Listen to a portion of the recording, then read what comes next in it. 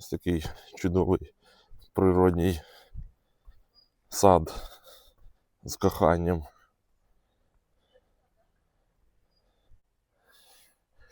Пташки тут теж радуються, не тільки люди. І радують своїм співом. Друзі, всім привіт! Дмитро, канал Сад з любов'ю. В місті, де багато любові. Є таке місце в Україні. Зветься Тунель Кохання. І вся його аура говорить про те, що тут треба говорити про любов. Про любов, про кохання. Тому це відео буде про любов, про кохання, про важливе в нашому житті. І про другу обробку саду. Бо вона важлива.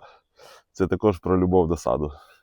Дякую, що залишаєтеся. Дякую вам за підписки, за вподобайки на наш канал, на наші відео. Нам це цінно. Ми тут про любов. Погнали. Дехто з вас писав в коментарях про те, що дуже будете чекати відео про другу обробку саду. Так от, нарешті воно виходить. І зараз середина травня. І вона в нашому саду відбувається всередині травня. Друга обробка саду цього року. Поясню далі чому. Тому все добре.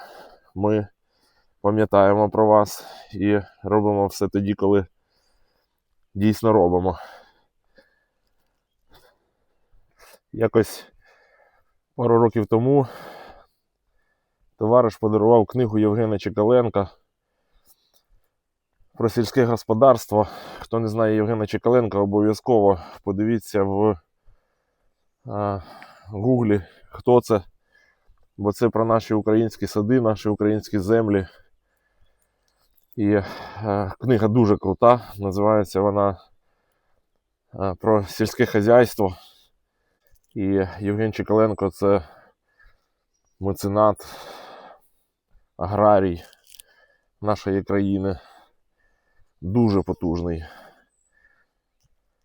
В царські часи йому дозволяли писати українською мовою.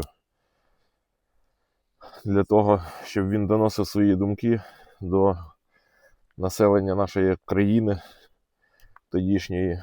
І наші сади на наших землях були класними. Тому знайдіть ці книги, придбайте собі і використовуйте, так як і ми використовуємо. Так от, в цих книгах процес вирощування саду Євген Чекаленко називає не вирощування, а викохування. І дуже приємне словосполучення. Назвав його дружині. Дуже їй сподобалося. Виявляється, можна не вирощувати, а викохувати.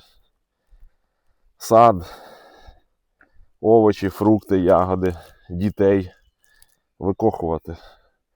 Це зовсім по-іншому формує відношення до цього процесу і наповнює його ще більш приємними змістами, почуттями викохувати. Так от, після книги Євгена Чекаленка ми сад викохуємо. До того, що він з любов'ю, ми ще його і викохуємо. Тому друга наша обробка саду пов'язана з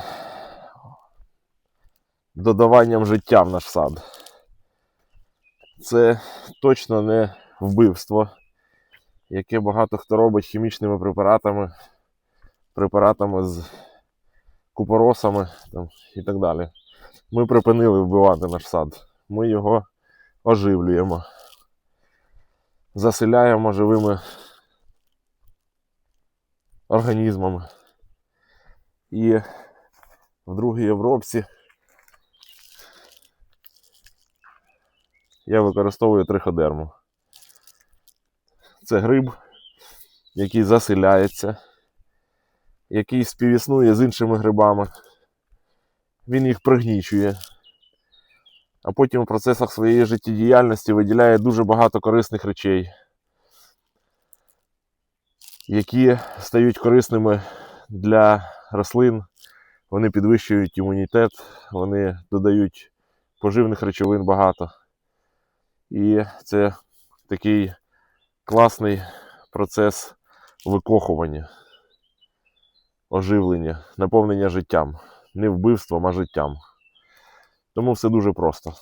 Триходерма, відповідна температура навколишнього середовища.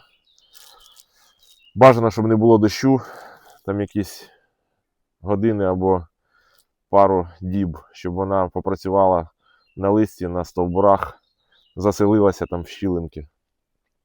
А далі, якщо піде дощ, то дуже класно також, бо вона собі піде в землю і буде робити корисні справи для коріння, для ґрунту в вашому саду. І все, більше я нічого не додаю. Прилипачі не додаю, вода і триходерма. Триходерма має бути якісна, бо її штами працюють по-різному. Є активні, є ті, що співіснують з іншими грибами і, наприклад, не пригнічують їх.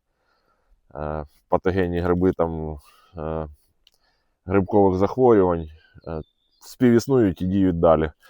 Тому беріть триходерму у якісних перевірених виробників. Я використовую живу землю. Подобаються мені їх препарати, тому користуюсь нею. Ось оброблю нею грядки спочатку, кущі.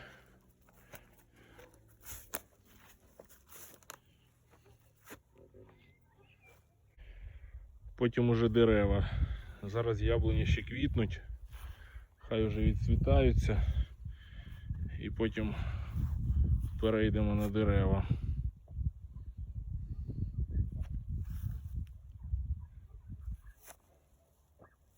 І на цьому друга обробка саду закінчується.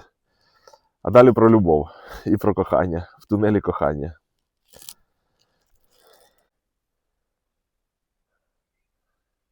Пташки тут співають про любов. Мусимо знаходити можливість і час розміщувати себе в такі середовища, в такі атмосфери, де панує любов, бо це дуже потужне почуття. Створювати його в наших садах. Воно зараз вкрай необхідне в умовах війни. Не тільки для рослин, для наших, а й для людей, для реабілітацій. Мабуть, зроблю окреме відео про вплив садів на реабілітації військових, які мають справу зі смертю. А сади – це про життя.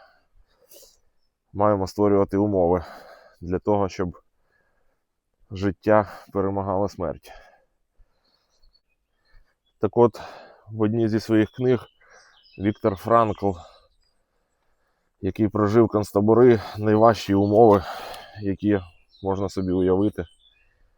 Ну, наприклад, коли їх з бараків скидали вже мертвих взимку в ями для того, щоб спалити, там, зарити.